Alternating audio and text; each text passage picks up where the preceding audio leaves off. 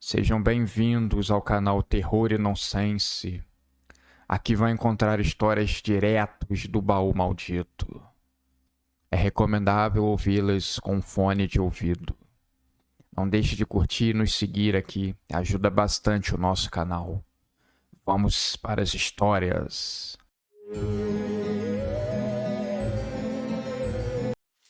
Bárbara havia sido convidada para um jantar com seus pais. O seu pai queria contar um segredo para ela, algo em que estava bastante animado. Bárbara morava na cidade vizinha há 2 anos, quando arranjou um emprego e foi morar sozinha. Tinha apenas 20 anos de idade, e seus pais ainda tinham aquele apreço enorme por ela, que era filha única. No meio do jantar, seu pai pediu a palavra, e ela, com o canto do olho, viu a sua mãe batendo palmas bem discreta. Significava que era uma boa notícia. Então, o seu pai, sem medir muito as palavras, soltou logo a bomba. Vamos ter mais um filho? Sim, Bárbara. Você vai ter um irmão ou irmã. Ainda não podemos saber o sexo da criança. Bárbara arregalou os olhos. Sua mãe tinha 40 anos. Ainda era nova, mas para filhos era um pouco arriscado. Mas ela ficou misto de estar feliz e apreensiva pela mãe. Uma criança seria bom para eles, uma companhia, uma distração. Mas a sua mãe corria riscos. Ela se lembrava das histórias da sua mãe grávida. Quase que ela não tinha vindo ao mundo. Passou por muitos problemas. Por isso, nunca mais tinha engravidado até aquele momento. Que bom, mãe! Ela falou bem devagar. Não queria entrar em assuntos delicados e estragar aquele momento. Ainda mais vendo a felicidade estampada no rosto da sua mãe. Assim que o jantar terminou e ela se despediu, quando entrou no seu carro, algo estava apertando um pouco a sua garganta. Estava se sentindo sufocada com álcool. Sua cabeça estava um turbilhão e pensava em milhares de coisas ao mesmo tempo. Sabia que era uma imprudência da sua mãe. Mas, por outro lado, 20 anos depois, a medicina evoluiu, claro. Deve ser mais seguro engravidar agora. Os hospitais, eles têm mais recursos. Bárbara olhava para o céu escuro. Uma neblina descia dos céus com uma rapidez apavorante. Ela odiava dirigir no escuro, ainda mais que ela morava em uma cidade na serra. Todas as noites, praticamente, as estradas ficavam com visibilidade quase nula.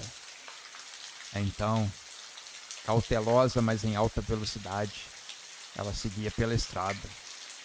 Mesmo sendo tão jovem, devido ao trabalho como promotora de vendas, passava por várias estradas para cidades vizinhas todos os dias.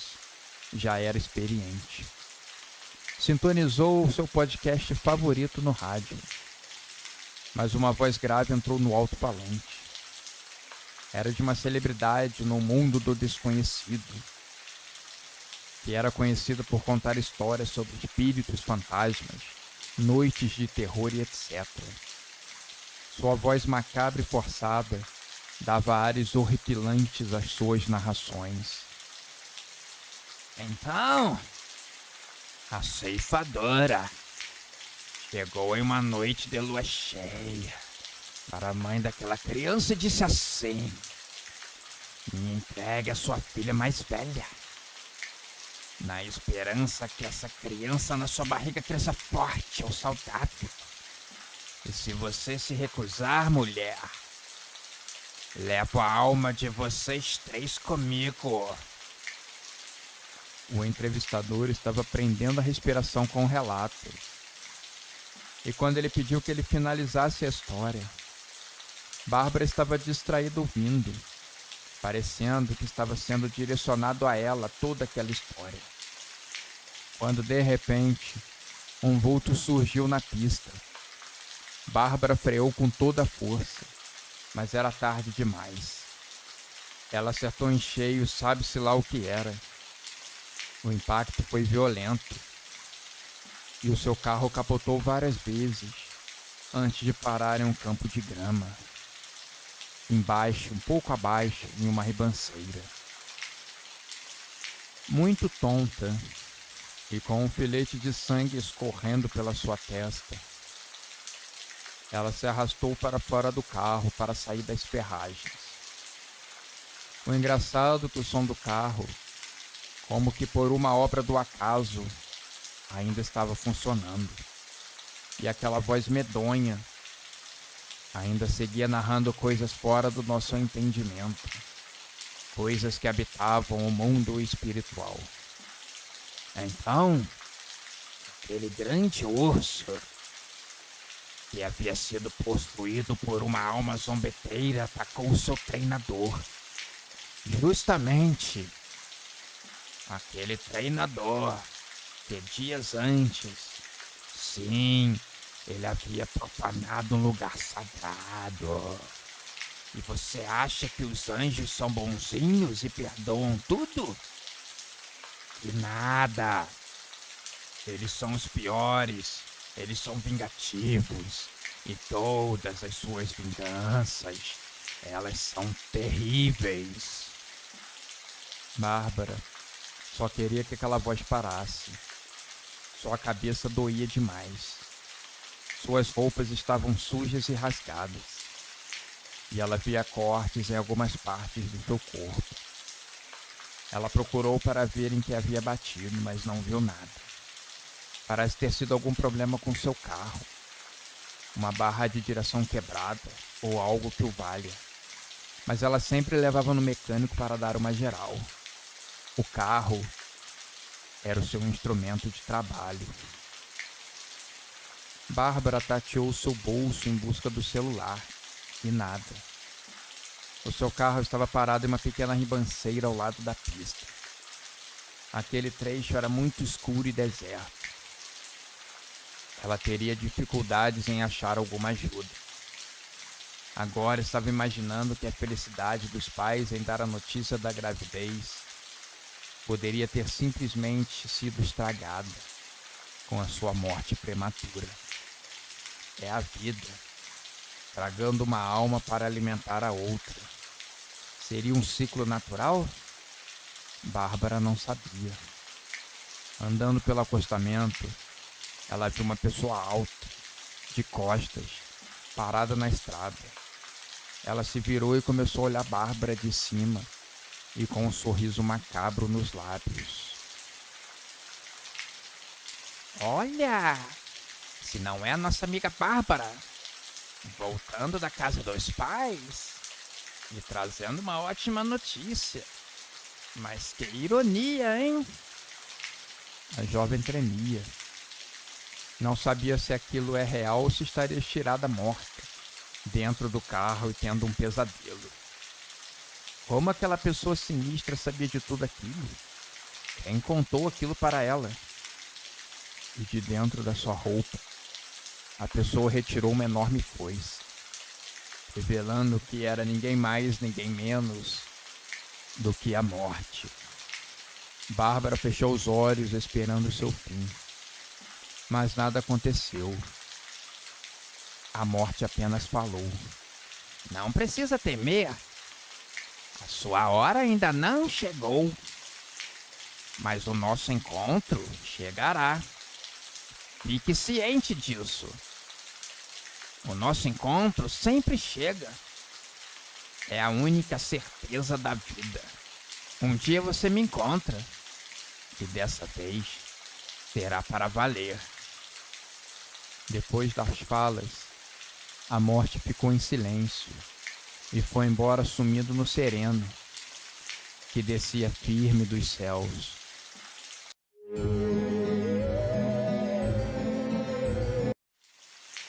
Um vulto Passou muito rápido pela porta da igreja.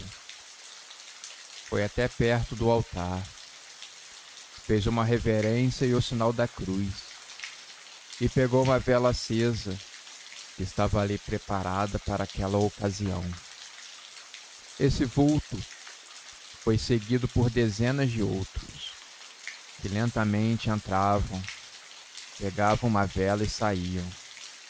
Depois se encaminhavam para a porta da frente e iam embora ganhar as ruas da cidade. Dona Gertrudes assistia sua televisão de noite. Estava vendo os acontecimentos mais recentes da sua novela preferida. No momento, acontecia um diálogo super importante entre os protagonistas. Uma coisa bastante acalorada. Gertrudes estava tensa com as falas, quando ouviu um barulho grande do lado de fora da sua casa. Ouvia passos firmes e compromissados. Muito curiosa, ela ficou entre terminar de ver a novela e ir até a janela espiar o que estava acontecendo. Conforme o barulho aumentava e a cena da novela não terminava, ela torcia baixinho para que entrasse logo o comercial. Assim que ela ouviu o plim e entrou o comercial de uns sucrilhos na televisão, Gertrude se apressou para a janela, abriu a cortina e espiou para fora. Vale lembrar que Gertrudes é viúva há mais de 20 anos. Seu marido dia em uma maratona beneficente na cidade, acabou tendo mal súbito e caiu estatelado morto no chão. Depois dele, ela nunca mais se interessou por ninguém. Então, ela sempre se sente solitária, e as suas idas na janela é uma chance de cumprimentar a vizinhança e espiar de perto o que acontecia na sua rua. Ela, assim que abriu o vidro, viu ao longe pessoas caminhando lentamente e fazendo preces bem baixinho, ficando um murmúrio que se confundia com o som de passos. Uma procissão a essa hora. Por que os sinos da igreja não tocaram? Ela se perguntava. Sabia que sempre que tinha um evento desse porte, os sinos da igreja batiam lentamente, anunciando que algo estava acontecendo. Em uma casa do outro lado da rua, uma outra velha assistia tudo da janela. E assim como Gertrudes, ela também era viúva, mas essa mais recente. Ano passado, o marido havia morrido de uma doença terrível, que o consumiu pouco a pouco. Ela era bem mais velha que Gertrudes e não esperava a hora de estar frente a frente com o mal irremediável. Assim que viu Gertrudes, ela acenou e ficou olhando por um longo tempo a procissão se aproximando. Cada um dos vultos segurando uma vela na mão. Até um cachorro estava acompanhando tudo, com os olhos atentos e o focinho trabalhando incessantemente em busca de mais comida. Gertrudes estava alegre com aquilo. Começou a pensar no dia em que conheceu seu marido, nos seus dias mais felizes, na glória em que havia sido aquele tempo ao seu lado. Estava com os olhos marejados. Com a mão ela enxugou as lágrimas, enquanto os sonhos estavam se tornando muito altos. Os vultos começaram a atravessar na frente das duas senhoras, com passos firmes, porém lentos, dando tempo de focar cada uma das pessoas dentro de casa, com suas angústias e desesperos, com os seus traumas e seus medos. Atrás das almas, algumas pessoas caminhavam segurando velas também. E por um momento, Gertrude se sentiu tentada a ir atrás da procissão, mas o seu joelho problemático a impediu, e ela ficou apenas na vontade. Quando todas as almas estavam prestes a passar por aquelas duas senhoras, uma alma se aproximou de cada uma delas e lhe entregou uma vela, uma forma simbólica de participação. Mas quando Gertrude segurou aquela vela acesa, seu coração sentiu uma coisa esquisita, como se estivesse sendo oprimido por uma coisa muito ruim. A procissão, que parecia ter sido uma bênção, Gertrudes agora começou a achar que, na verdade, poderia ter sido uma maldição. Ela deu uma última olhada na viúva da casa em frente. Seu semblante havia mudado completamente. Se já era velha, agora parecia uma múmia que havia sido morta há mais de 100 anos. O rosto era de dor e sofrimento. A viúva da casa em frente se retirou. Gertrudes temeu que ela tivesse caído e morrido. Agora, cenas horríveis do seu marido morto no necrotério assombravam a sua mente. Ele se levantava do mundo dos mortos e começava a fazer piadas com a sua falta de higiene e cuidados com a beleza. Você está muito velha, Gertrudes. Não quero mais saber de você. Ele falava com uma voz vinda do fundo do inferno.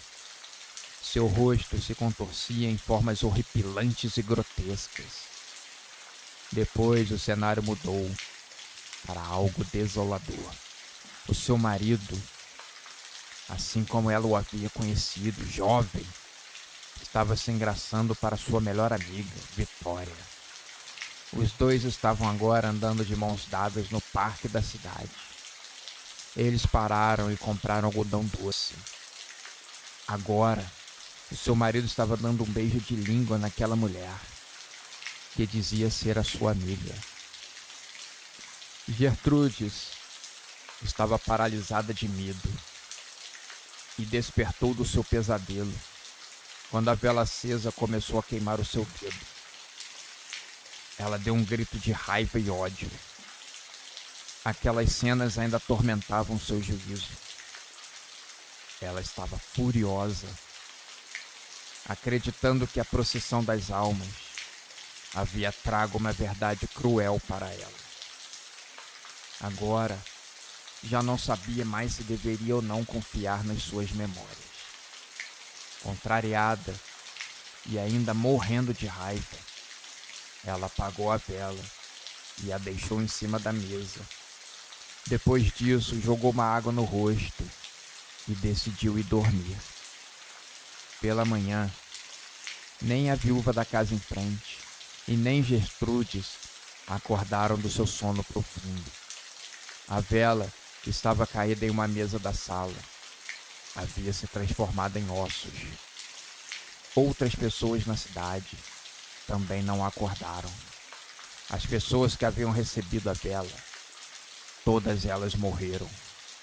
O certo é que o que as pessoas acreditam é que uma alma veio buscar o que lhe era devido.